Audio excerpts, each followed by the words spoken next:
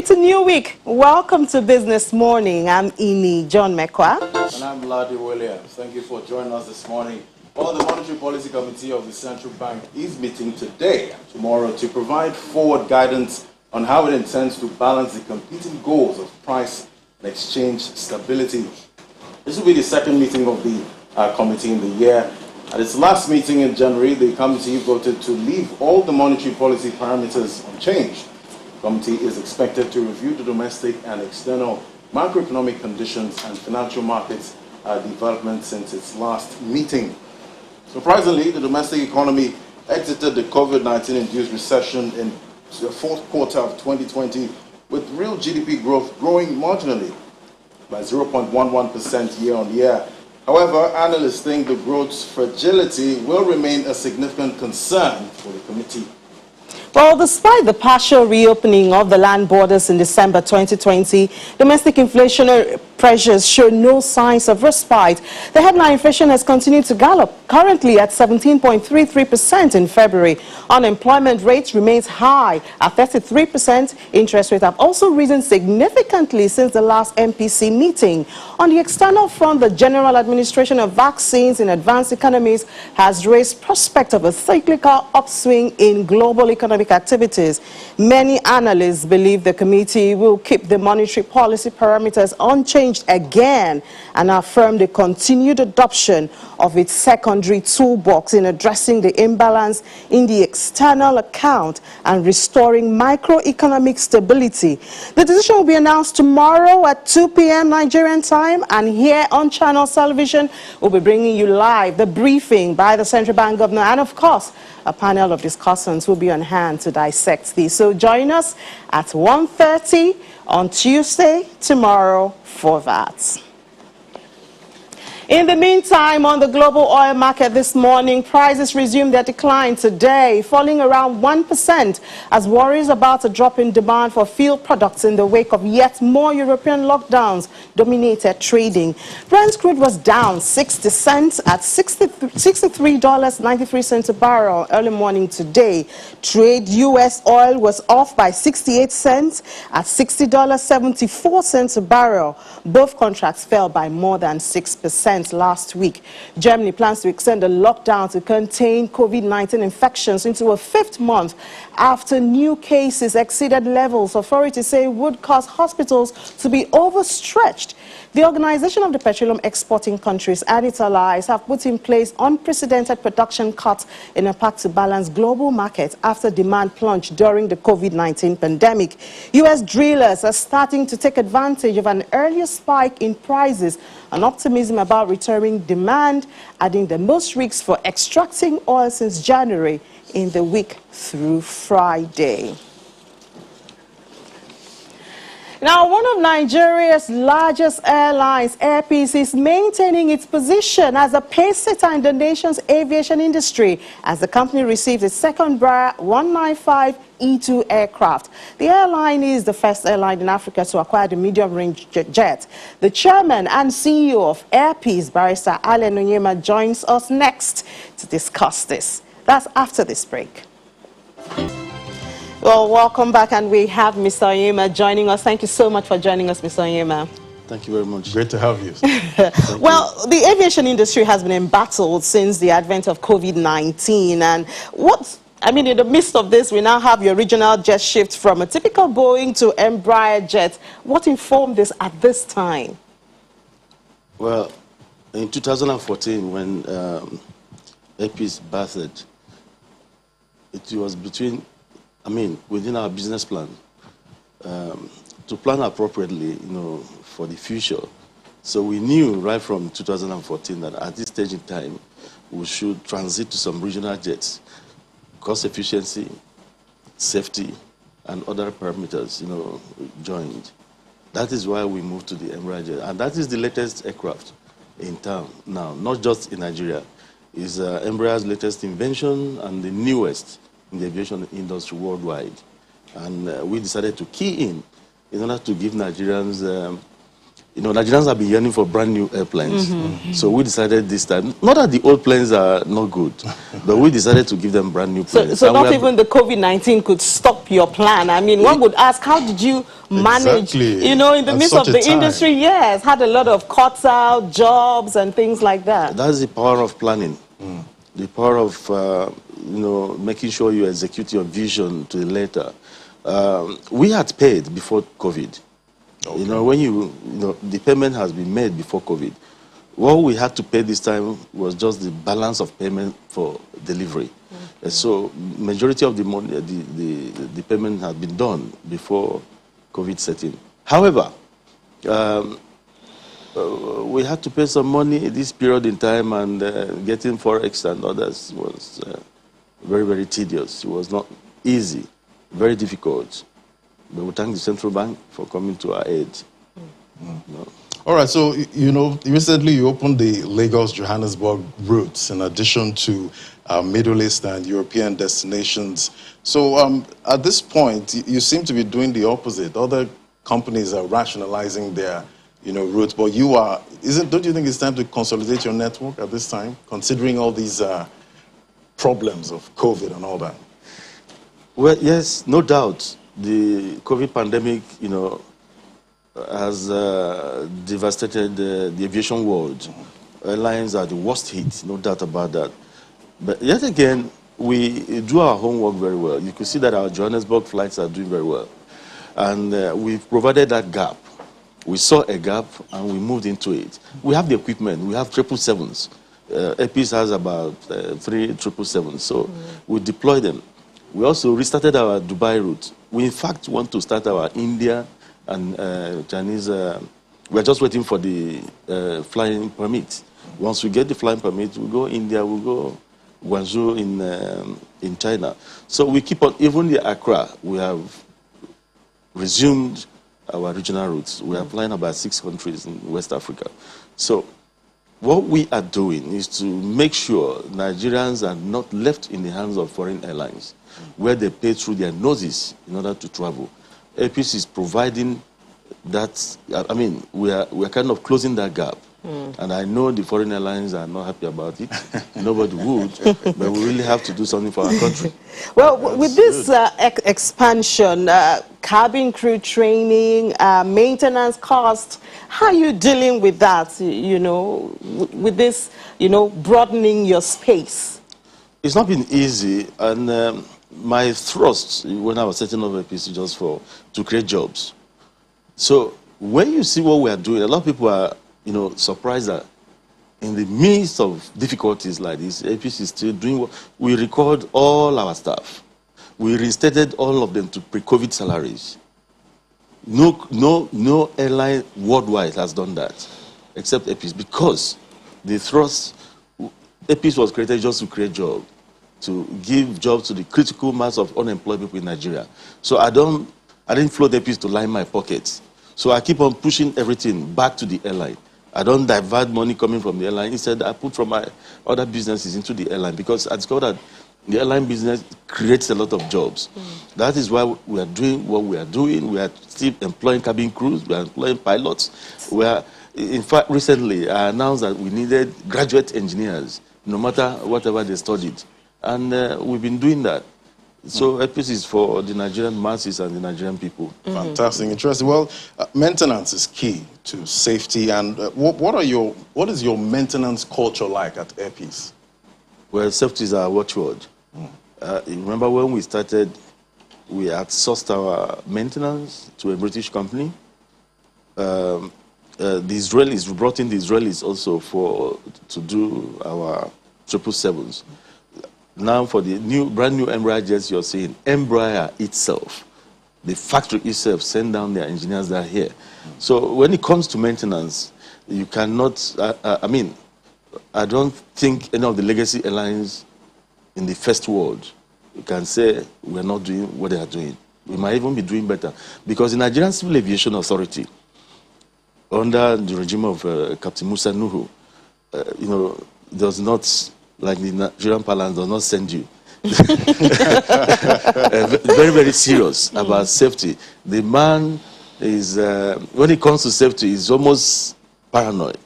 He doesn't want even a little bit to be left untouched when it comes to safety. So the Nigerian Civil Aviation Authority's regime of safety regime is breathing heavily on airlines. So it must be top notch for you to fly. So they don't, you know, no compromise. No compromise at all. They are very, very serious. The kind of oversight function, the kind of regulatory oversight function the present Civil Aviation Authority in Nigeria, you know, gets to bear on airlines. Not even the first world, they don't do it. Nigerians should be proud of their own. Wow, we thank God for that. Well, there's also the Africa Single Aviation, which has made, you know, Africa an open sky market. What's your view on this? You see, SATIM, as it's called, the Single African Air Transport Market, is a noble idea. No doubt about that. And the Nigerian government has signed into it. Noble idea, fantastic idea. It encourages, you know, connectivity all over Africa. It is more expensive to travel from Nigeria to Gabon or Nigeria to Niger than traveling from Nigeria to UK. Sometimes, for you to go to Niamey, you have to go to Paris and connect to. So the SATIM thing is very, very noble. However, these other African countries are not obeying the rules. They try to stop Nigerian airlines from coming in. Nigeria allows them to come in obedience to the convention. However, in obedience to that treaty. But it's the other way around when you go to them. I remember applying to Ivory Coast. They will frustrate you. We applied to Togo. Togo said, no, we don't want you to come because they want to protect their own airlines. They want to protect their own lines. Until I wanted to go to court to stop an airline coming from that place, from coming into the country. That was when they said, okay, we give you permit. However, when they give you this permit, you go over there to set up. The kind of bills and charges they will slam on you is like paying about $10,000 each time you land. How many people are you carrying on that plane? So they frustrate you. However, our government is doing something about it. Yeah, because I wanted to ask, I mean, isn't there a conversation? If their government can protect their airlines, I mean... Our government should our government should either protect our airlines or do something about it to allow us also have... You see, you don't blame the Nigerian government. The Nigerian government is being civil. Okay. These governments on the other side are not being civil. What they are doing is illicit. But the Nigerian government is fighting back. You could see recently Nigeria banning airlines. If you do anything to the Nigerian side, they will give it back to you. Reciprocity. Exactly. So, well, how do you plan to compete with behemoths like Ethiopian Airline and Kenya Airways in the regional market? Let me tell you something. Ethiopia Airlines started flying since 1959 or thereabout. Ethiopia Airlines celebrated their first 100 planes about 2 years ago. That is over almost 60 years of flying. And AP started in 2014. Just 6.5 years. In 6.5 years, AP has acquired over 49 planes. It means that in the next 10 years, we might overtake them. If we continue doing what we are doing and continue getting the support of our government like we are getting now, that the government has given airlines zero duty. They've signed it into law, not even a waiver. It has been signed into law. When we have all those parameters that support aviation, Nigerian airlines will get there and overtake them because we have the population here. Not just having the population, we have a mobile population that travels.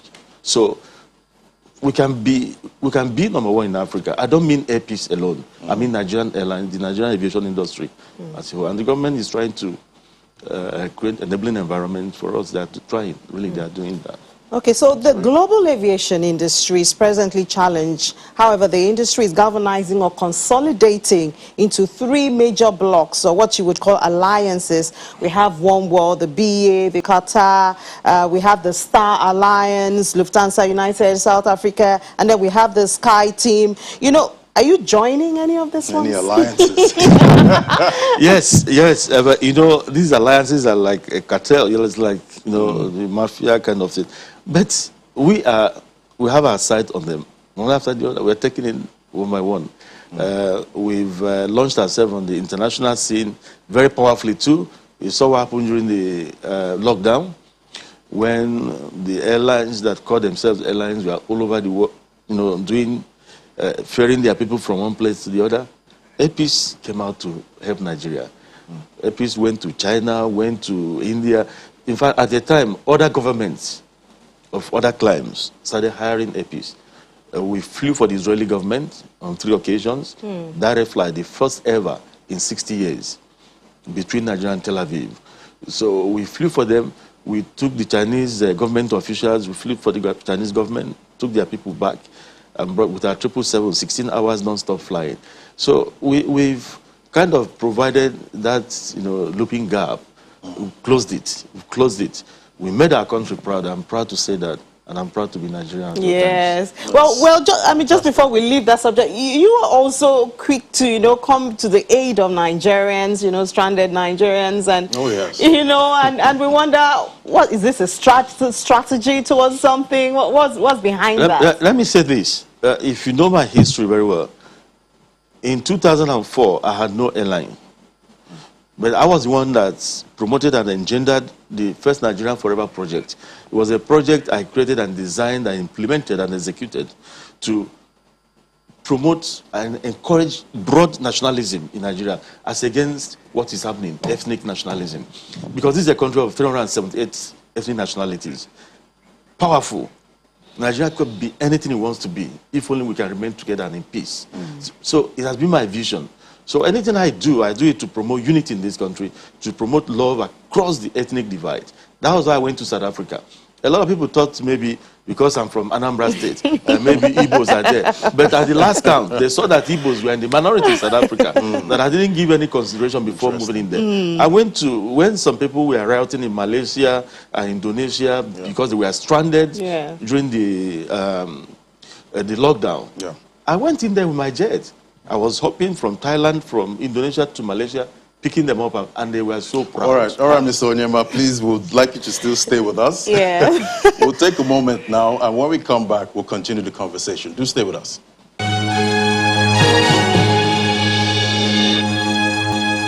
And we still have Mr. Alan Onyema, CEO, Chairman of Airpeace. Thank you so much for staying with us. So with the rollout of vaccines and economies gradually opening, what's your outlook for the aviation industry? Well, it can only be better. I mean, it cannot go worse than it has, it has gone already. I mean, with the advent of the vaccine, we hope to, get the aviation world, open up again, because that will ease travels and that will make countries relax the rules, and at least international travels will kick off again. On the domestic side, it has not been, doing badly. Nigerians are traveling and they're observing all the COVID rules at the airports and inside the planes, and that has really helped. What about the growth of Airpeace? Well, we are thankful to God Almighty. Airpeace is growing, and nothing is going to stop us from growing, except God says otherwise. However, the advent of COVID has really affected us because we have about 17 of our aircraft still stranded abroad, undergoing maintenance. Those planes went abroad before COVID, and because of the various lockdowns, those people have not been able to, those MROs have not been able to work on the planes. So they are coming in trickles, and that is affecting our domestic operations really. However, with the coming of the brand new jets, we paid for 13 brand new jets. They are coming in one after the other. Big number. Two have already come in the next 3 weeks. The third one will come in, and by June, another one will come. July, another one will come, until we... You get your 13. Get So 13. with this growth, are we expecting to see Airpeace on the floor of the Nigerian Stock Exchange anytime soon? Yeah, a lot of people have been asking me this question about going public. I discussed with my wife and children and some members of my management about going public. However, I discovered that most companies in Nigeria try to go public because the owner wants to cash out. A lot of people have told me, Alan, go public so you can, you invested a lot of billions into this, so you can cash out and get. I don't want to cash out. I want the legacy of Airpeace to outlive me, outlive the next generations. I've always told my staff, I want you to work in such a way that your great-grandchildren will one day say that my great-grandfather worked in Airpeace, my grandfather worked in Airpeace, my father worked in Airpeace, and here am I. So I want a Nigerian company that will outlive time, outlive my own generation and generations yet to come. I don't want to go public now because of that perception, not just the perception, that intent to go public in order to cash out. I don't need that money. I can't go to my grave with my wallet. So I don't need all that. I want to make sure we have absolute control to make sure the necessary foundation is laid. Maybe in future it will go public, but for now we are still building, we are still making it strong. It has to be strong before it goes public. Because but if I want money, if I want my billions, yes, if I want to want millions to myself and my family now, if I advertise Airpeace tomorrow, it will be oversubscribed because of the name we have made, even from abroad. But we make sure we don't want people. For example, I reinstated my staff to pre-COVID salary. I made sure my pilots earn very well. If when you bring in other businessmen, they might not look at it that way, and things will start crumbling. So for those who are looking out for Airpeace, please just hold on. Be patient. It's not yet time. I'm showing you will buy that stuff. Yes. Well, we really have to thank you so much, Mr. Oyema, for joining us this morning, the Chairman CEO of Airpeace. Thank you for spending this morning with us. Thank you very much. I really appreciate it. All right. Well, as the MPC begins its rate-setting meeting today, analysts at Chapel Hill, Denham, joins us to preview the outcome. Expectations are that the MPC will retain the monetary policy parameters, but let's get an insight at some of the factors that will form the major considerations. So now we are being joined by Ayodeji Ebo. He's the head retail investment at Chapel Hill, Denham. Good morning, Ayodeji. Thank you for joining us. Morning, and thanks for having me. Yeah, so this is the second meeting for 2021, and the first meeting after the fourth quarter of 2020 report showed marginal growth coming earlier than anticipated. What do you think will be the focus of the MPC members this time around? Okay, thanks. Interestingly, if we look at the last meeting which held in January, there are a lot of factors that have changed. So you look at oil prices have improved significantly, which gives enough buffer for the CBN in terms of defending the Naira. We also saw the reports or the publish of the Q4 2020 growth rate, which surprisingly we moved to the positive region at 0.11%. And if we also look at we look at the capital markets compared to what we had last year, we've seen significant decline in terms of prices in the capital market. So I believe that the focus, what would be the major focus, would be how can the CBN play a bit of role in terms of supporting this growth. Yes, we're in a positive region, but we still know that it's too early for us to celebrate it. When you also corroborate that with the unemployment rate, which rose to about 33% as at Q4 2020. So it shows that the growth is not yet inclusive. We are not creating as many jobs as the rate of people going into the labor force, so which creates significant problem even for the country. So I think CBN from its own angle would see how there will be emphasis on trying to encourage the fiscal authorities to see how they can intensify efforts in terms of trying to sustain this growth, in terms of creating enabling environments, and also from the CBN angle, they will also be focused on how can we improve in terms of liquidity of the FX, because also the trade policy is also very critical here. So, with the high unemployment rate, what steps do you think the MPC can take to actually tackle this scourge? Yes, I know it's the MPC have the MPC has its limitation, or that's the monetary policy authorities. They have their limitation. When you look at in terms of the intervention, even within the COVID era, it's still about 2 to 3% of GDP in terms of intervention, which shows that there's still significant need for support from the private sector. So the the CBN or the MPC committee meeting, they would also see how they provide, they can sustain that intervention, which we know is still marginal relative to the size of our economy. So it's left for the fiscal authority. So there will be emphasis for the fiscal authorities to see what they can do by creating enabling environments. How it is the private sector that can generate the required fund that can help jumpstart this economy and sustain this growth rate. Yes, we've recorded a positive growth rate, but we know that for Nigeria to move forward, we need to be able to attain a growth rate that is higher than our population growth rate. So when you look at pre-COVID, it was still a very fragile growth rate because we're still lagging the population growth rate. So I know for the CBN, their job is well cut out for them.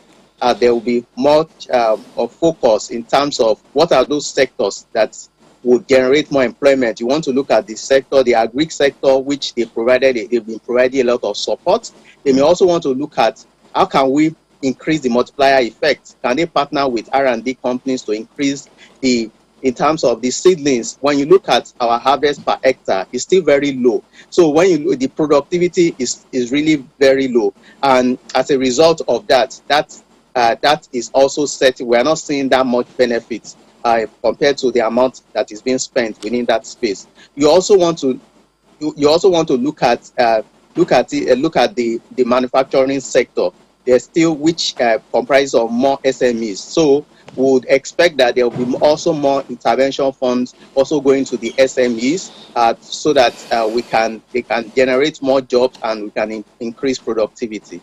Well, the MPC seems to have adopted an accommodative stance at the last meeting, but they made some hawkish moves by raising OMO rates. What do you think would have informed this change? Yes, I think the CBN is also, from our stance, we say the CBN is trying to see how foreign portfolio investors can be attracted. We know because of we saw the illiquidity of the FX in 2020, that stalled foreign portfolio investment. When you look at the capital importation data, apart from loans to subsidiaries and for those companies that had injections into they're able to raise funds to support their companies, we saw FDI attain very low rates, and not to talk about FDI, which is also very minimal. So we saw that jump from about 5% for the longer end at the OMO market to about 10.1%. And that now informed the rising yield that we're seeing in the fixed income market. We've always believed that MPR, when you look at the MPR,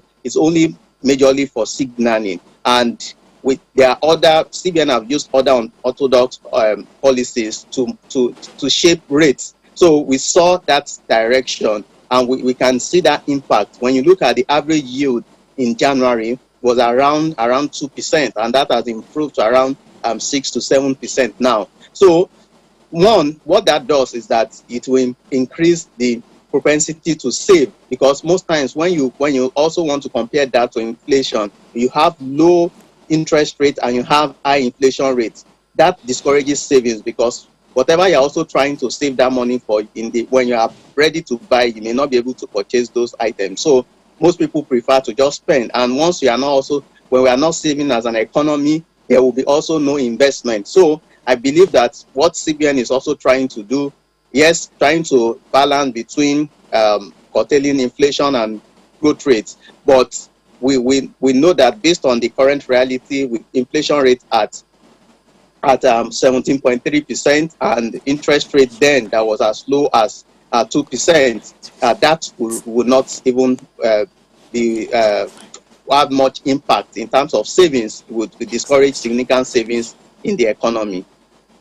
All right, so the MPC has seen the rising inflation rate as more cost push than demand pull. Should the MPC also focus on inflation, and how can the MPC balance between growth and high inflation? Yes, I think it's a delicate balance, the chicken and egg situation, and we believe that growth will still remain the focus. We've seen the stance in the last few MPC meetings. Growth will still be the focus. We see inflation rates, yes, it's more cost push, but we also know that there's also a transmission effect from also FX because we're still import dependent. So CBN would try from its own angle to see how they can improve in terms of liquidity of the FX, and also to see how the FX is also managed so that we don't have significant devaluation, which would impact significantly again on inflation. So it's really a tough call. We've seen with interest rate going up, we saw last year that most of the corporates were able to raise about 1 trillion in form of commercial paper and corporate bonds. But with interest rates moving up now, that's when it will be very difficult for most of those companies to be able to raise that capital because of the premium that comes over the FGN sovereign bonds. So we believe that they will continue to support growth. They would, in terms of some of the intervention funds, they will try to intervention initiatives. They will try to also sustain that, and also try to maybe put a more robust framework around us, trying to see how those interventions also yield significant impact. Yes, we are seeing that impact in the agri sector. We also need to see it within the manufacturing sector. We also need to see it within the IC sector. These are some of the sectors that have significant ability to create jobs. Because if we're also looking at insecurity is a major concern, and no matter how we try to spend, we need to see how we want to create jobs and get these people occupied. So if we don't tackle insecurity, we won't be able to attract investments and we won't be able to create jobs. Yeah, and it means that the economy will not be suitable for every one of us. So I think Digi. All right, thank you so much, Mayo Digi. A very very robust expectation you have there from the MPC. Thank you so much for joining us. Ayo Digi Ebo is an analyst with Chapel Hill Denham. Well, away from that, we're looking at the markets now. Edidiog is here to give us a review of what happened last week and what we're seeing in the market. Eddie, well, how is the market? Not so good. Good morning, Amy. Not so good. I mean, with the gains we saw on Wednesday and Thursday, the market was headed to a positive close. But then on Friday, the industrial goods giants decided that that will not be the case, as we saw huge losses from Dangote Cement and Boa Cement, which wiped off the gains we were supposed to see in the markets. And the all-share index declined 0.69% to 38,382.39 points, while the equity cap was at 20.082 trillion naira. But just before we dwell on those numbers, I mean, all eyes are on the MPC. So let's talk to Rotimi Fakaijo, a stockbroker, to get a sense of what brokers are expecting from that meeting. Good morning, Mr. Fakaijo. Thank you for joining us on the program. Good morning. Well, with all eyes on the MPC meeting, which begins today, what are your expectations from that meeting, and how do you think that would shape trading in the market? Well, from the traction of events, we perceive that there's every tendency that they might tamper with the rates, especially the NPR, and that will have a lot of implications on the market. Presently, we've seen that the Treasury bill rate, as at the last issue, and also the OMO operation that was done, I mean, the OMO instrument that was released, we saw just something in the upward trend. And for what we are seeing, I believe strongly that there's that tendency for it to be tampered with. And if that happens, we all know that it might imply negatively on the market. But for what we have seen so far, the market has sort of adjusted to that already. So I will not see an immediate and a sudden change in the trend of events in the market. So we are still expecting results, and I think those factors also will definitely affect the market positively. We've seen GT Bank has affected the market positively last week, GT Bank results, and I think more results will come this week, and I believe should be able to stabilize the market. Presently, the market is trending positive, and I hope that you'll be able to keep that up to the end of trading session today. All right, Mr. Fakaijo, well, we'll keep our eyes out on those numbers to see how it shapes trading. Thank you for your input on the program. Do enjoy the rest of the day. Rotimi Fakaijo is a stockbroker. Now to the markets now. We saw lowered activity. Volume was although higher by 44%, value declined by about 6.5%, and all of that was traded in 20,173 deals. Now, sectoral performance was mostly negative, but we saw gains from the banking sector. Of course, with all the gains that we saw in the markets when GT Bank released its earnings, that boosted that sector up. Consumer goods was down 1.46%. We saw huge declines from Nigerian breweries week on week. Same thing with industrial goods. The declines from Dangote Cement and Boa Cement dragged that counter down. Insurance was down 0.01%, while oil and gas gained 1.59%.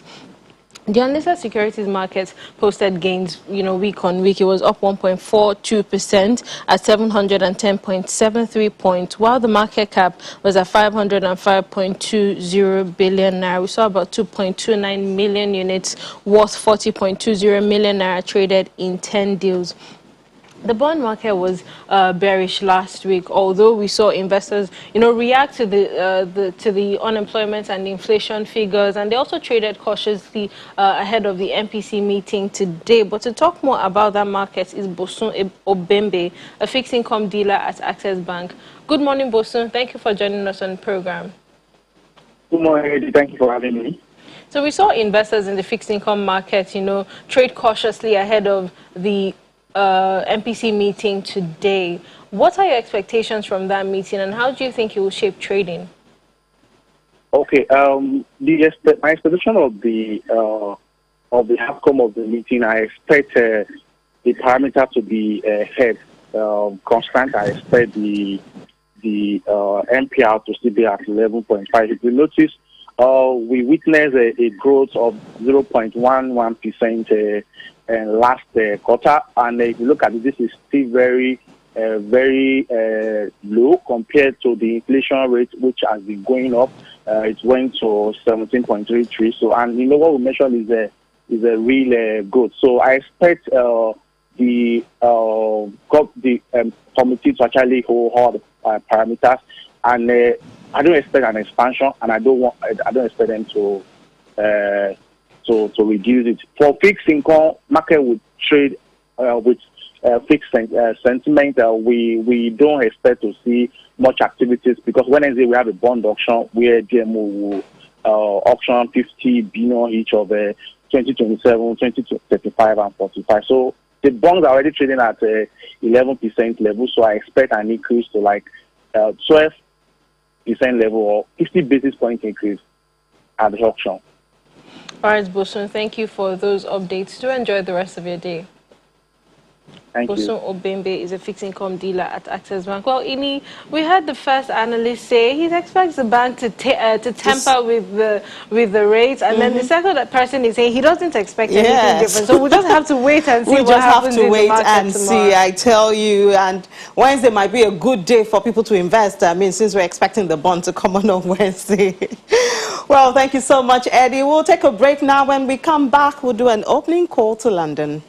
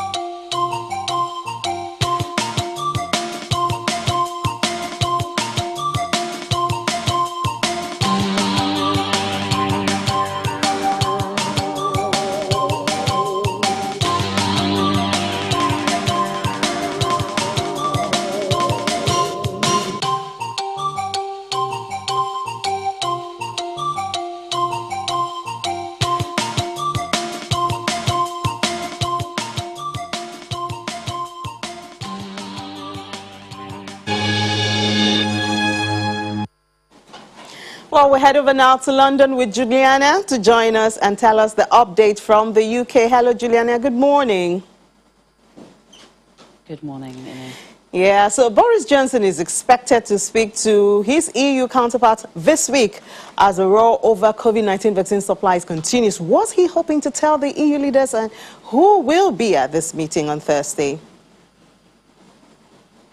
Well, he's expected to have phone calls with individual states on Thursday. So these will be phone calls. Of course, he doesn't have the power to speak to the entire bloc because Britain is no longer part of the EU. But of course, this is all about AstraZeneca. The geopolitical row continues as Britain is, flying ahead with its vaccine rollout.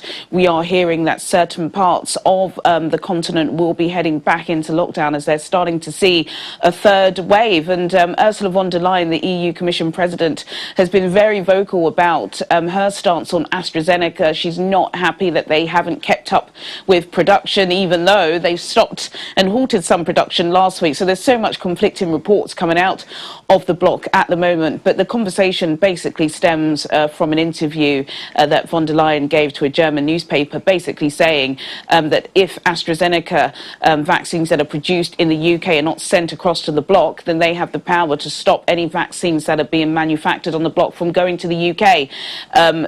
Britain obviously not happy about this, which is why Boris Johnson will be having that phone call with leaders on Thursday.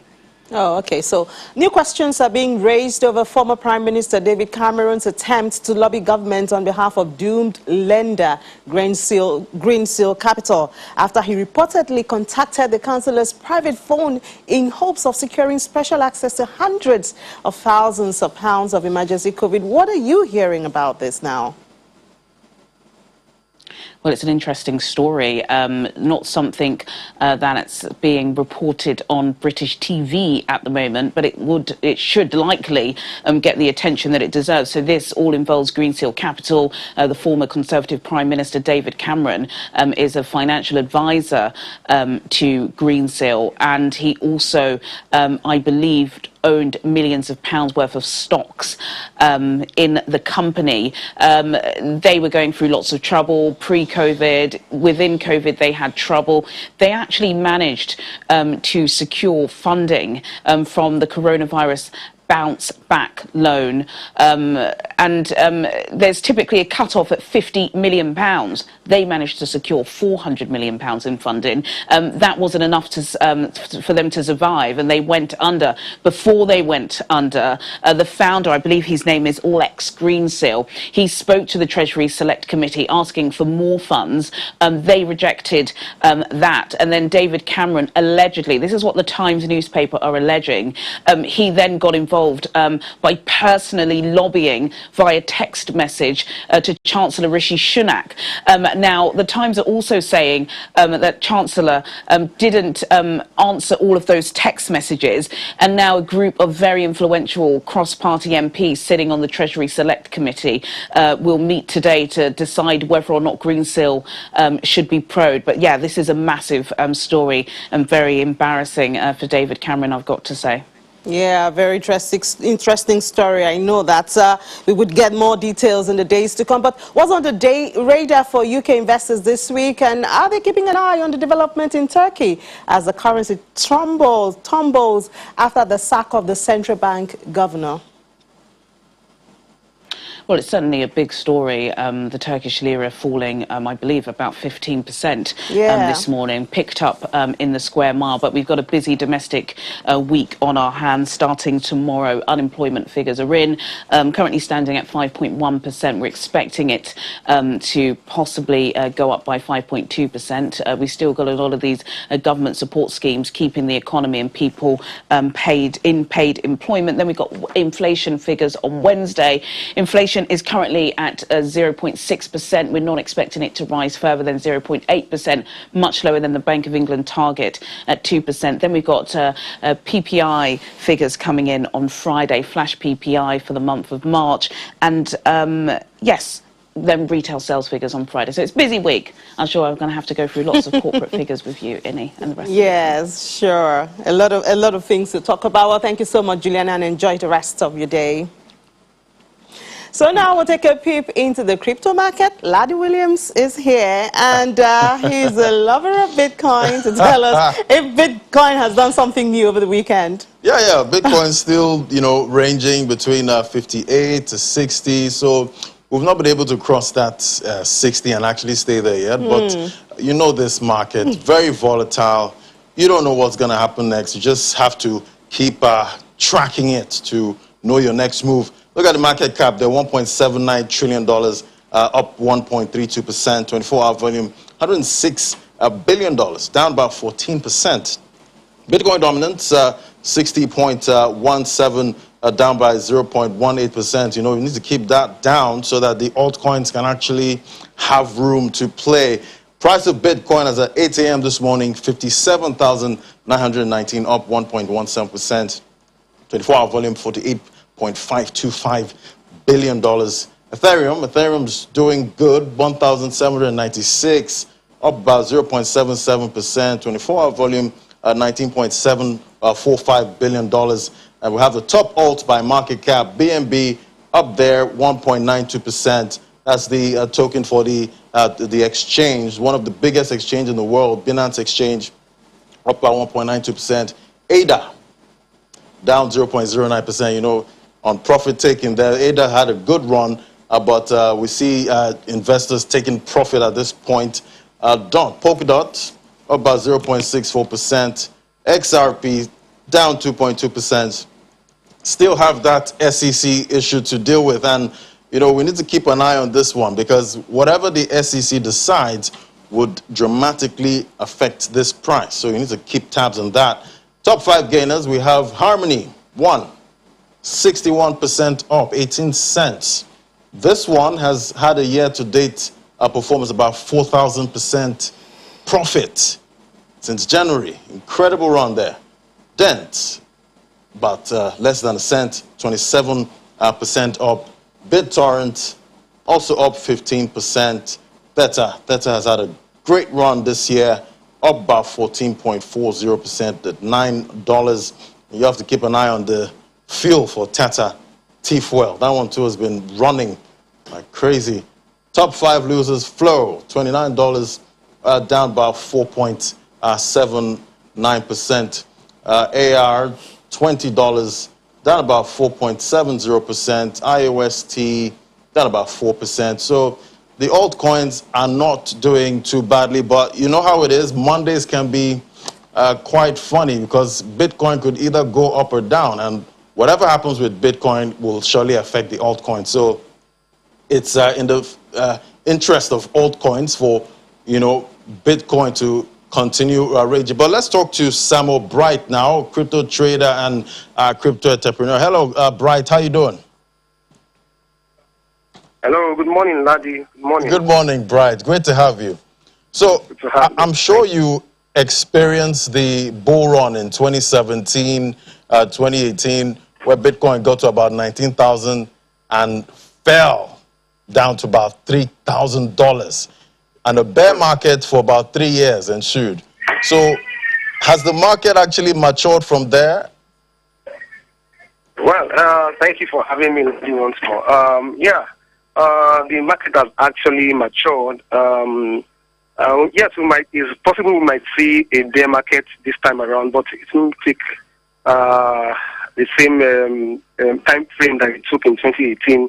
When we had a long time of bearish movement in the market.